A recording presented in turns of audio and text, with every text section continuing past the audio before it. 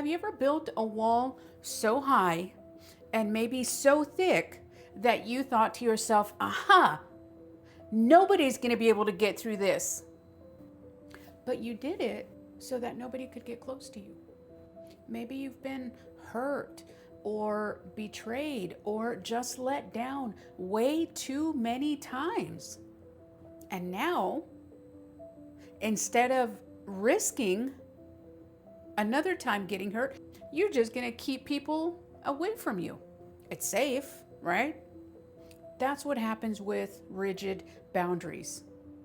They keep you safe, but they also keep you isolated. And today we're talking about just that. We're going into episode 3, talking about rigid boundaries out of this 5-episode series where we discuss each one of the boundary types. We're going to explore how you could recognize rigid boundaries and how you can also start softening them up while still keeping yourself protected. So what are rigid boundaries? Rigid boundaries they're just the opposite of soft boundaries. That was a previous episode that we talked about. Remember, soft boundaries, everybody gets in. Everybody has access to you. With rigid boundaries being the opposite, it becomes extremely difficult for someone to get close to you. Here's what they may look like. You avoid sharing thoughts and feelings. You don't ask for help. You would rather do everything on your own because you've come to understand that you can really only depend on yourself. People with rigid boundaries also often keep conversations just at a surface level, even with people that they care about. And then lastly, people with rigid boundaries tend to shut down when things start to get a little tough and when they start to feel any sense of vulnerability. And at first glance, rigid boundaries, they do seem like that would be the strong thing to do, but they're not. Because in reality, what rigid boundaries do is cause you to put on an armor all the time. You're wearing it morning, noon, and night, 24/7, just to keep you protected. And when you put on that armor is by design heavy. It gets exhausting, but it is also designed to keep people away from you, to keep people at a safe distance from you. But you're also keeping out the people that love and want to support you. Well, you know, Susan, it doesn't sound like rigid boundaries are really all that great. Why do people develop rigid boundaries? They don't come out of nowhere. Rigid boundaries are actually usually developed out of pain. People with rigid boundaries have often been hurt or betrayed in a relationship. If you have rigid boundaries, maybe you grew up in a family where trust was broken. Or maybe you learned at an early age that if you allowed yourself to be vulnerable, that meant you were going to get hurt. That doesn't feel good. So why would anybody in their right mind be okay with being vulnerable if that's going to get you hurt? I know how to solve that. I'm just going to keep everybody away from me. And that works until it doesn't. And while rigid boundaries might be a good idea to keep you safe from getting hurt, what they also do is they stand in your way of love. They stand in the way of trusting relationships. And they stand in the way of you establishing real, meaningful connections with other people. Some of the signs that you might recognize that can tell you Either you have rigid boundaries or your loved one, you're seeing this in your loved one, and you can finally determine, oh, oh, I get why they do that now. Some of the things you can look out for. You avoid the emotional intimacy at all cost, even with close friends or intimate partners. You just avoid it. Can't do it. Can't go there. That causes me to feel vulnerable and I can't handle it. So I'm going to keep you out here. And then you find it hard to open up. Even when you want to, you just can't do it. You withdraw when things start to get a little too personal. That conversation's getting a little too personal. Oh, that's where I draw the line. I'm done. I'm out. You pride yourself on being independent, but secretly you feel lonely. And then people may describe you as distant or just simply hard to read. Why is that? Well, because you don't let anybody close to you. Maybe this sounds familiar. Let's say in your circle of friends, family members, anybody around you that you care about. Let's say some of those have life events going on. Let's say a friend's relative has passed.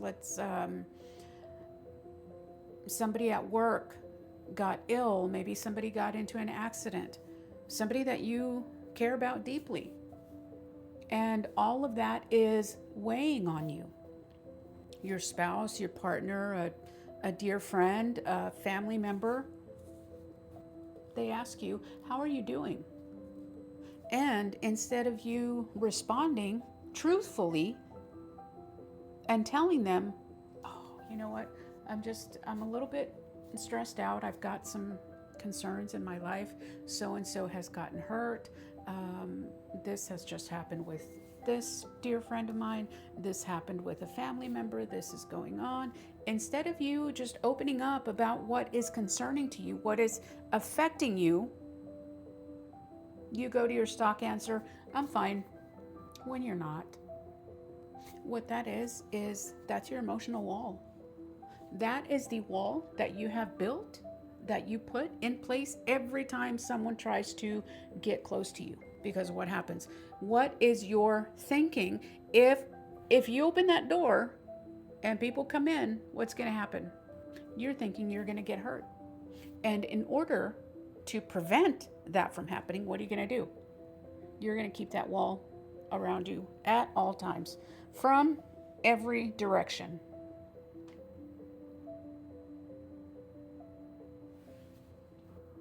Did you know that rigid boundaries also have a cost?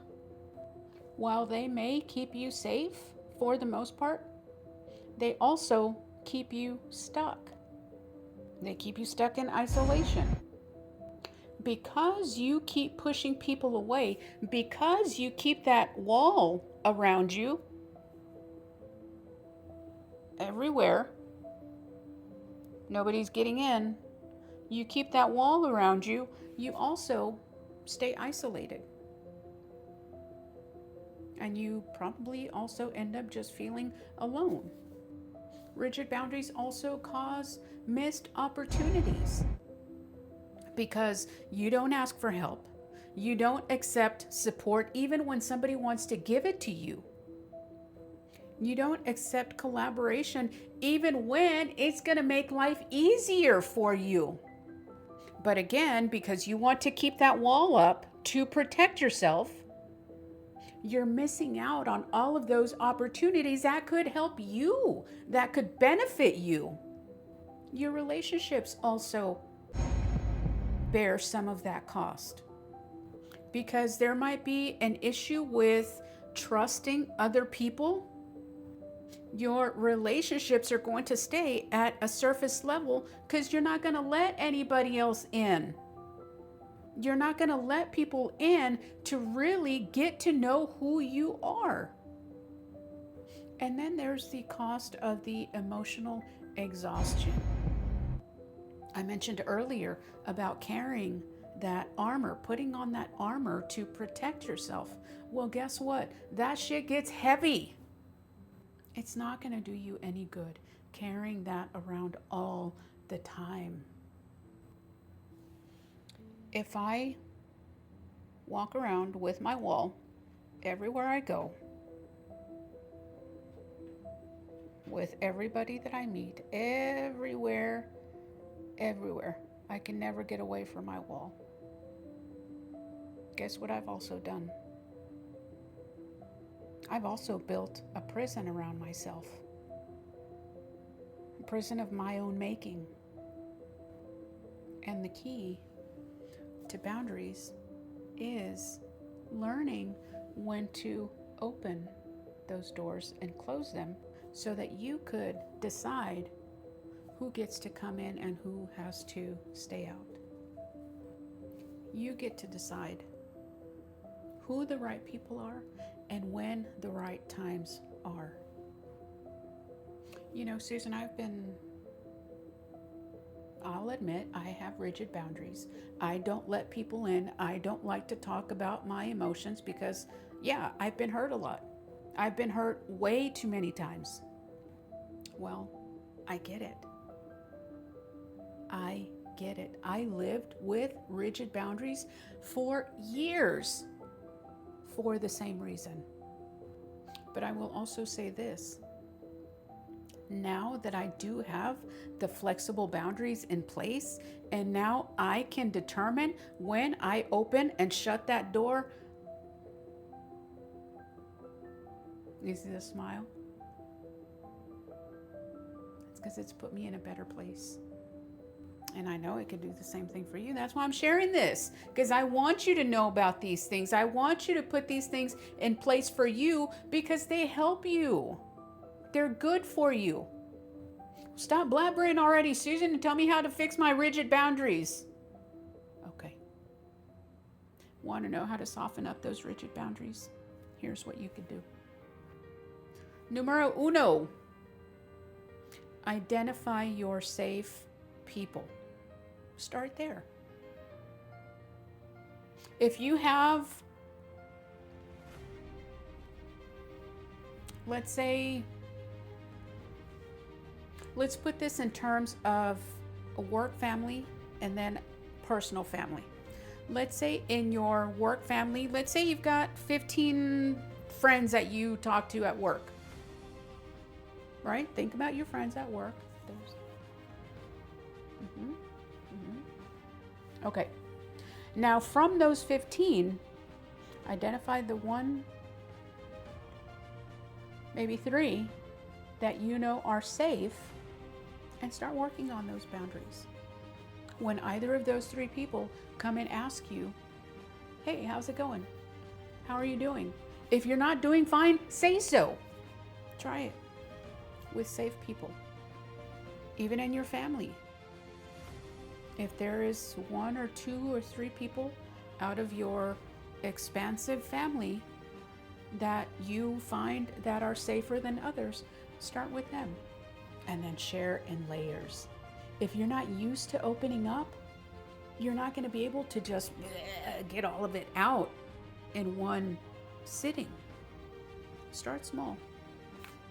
All of those things that were going on from earlier that you were stressing about because so-and-so came and told you about this, because this happened with a family member, because this happened with a friend, because this happened with someone in your life, and someone comes and asks, how are you doing? You're not going to say, oh, well, this. No, start small. You know, I'm a little concerned because I had to take my dog to the vet, and the vet said it might not be such great news. Start sharing in layers, little by little. Just get some practice. And this one might be actually a little tough for some of you that have rigid boundaries, because it's still tough for me. And I don't got rigid boundaries. But ask for help. Oh, no, Susan, you didn't just say that. Yes, I did. Ask for help. Again, even if it's just something small.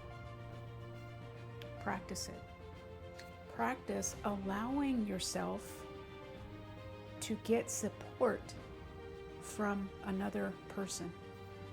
Start small. Hey, do you think you can help me with something? Yeah, sure. What is it? Can you reread this paragraph that I wrote just to make sure that I didn't get any typos before I send it to the boss? Hey, can you help me with something? Yeah, sure. What's up? Do you think I've got my hands full? Do you think you could open the door for me so I could get out of the office? Start small. And then lastly, challenge that belief. Challenge that belief that you have held about letting people in. Because letting people in is not going to guarantee that you're going to get hurt, but it is going to guarantee that you will remain isolated and likely alone. Start reframing that belief. Challenge it to, if I let people in, I might make a really good friend. If I let people in, I might find friends who are supportive. Because remember, rigid boundaries aren't about strength. They don't make you stronger. They do make you alone. They do make you isolated. They do make you exhausted. The real strength is in the ability for you to choose who and when you open up with someone. So here's your reflection for today. Where have you built walls that might be keeping love, trust, or support out of your life? Write it down. Or better yet, drop it in the comments. Because becoming aware, as you already know, because I've said it a lot of times, becoming aware is the first step to progress towards change. So in our next episode, episode number 4, we're going to talk about those spongy boundaries. Spongy boundaries being those boundaries where you're just going back and forth between being too soft and being too rigid. You just don't know where you are at. I hope this helped. If this video resonated with you, or if you know somebody with rigid boundaries that this might help, offer a little bit of perspective, share it with them. And if you will, do the like and then do the subscribe so you don't miss the rest of the boundary series where we talk about, next week we're talking about spongy boundaries, and then we're going to close it out with flexible boundaries, the ideal style of boundaries. So I'm also curious, as of right now, do you think you lean more towards soft boundaries, rigid boundaries, or are you somewhere in the middle? Share it in the comments. And until next time, I'll see you in class.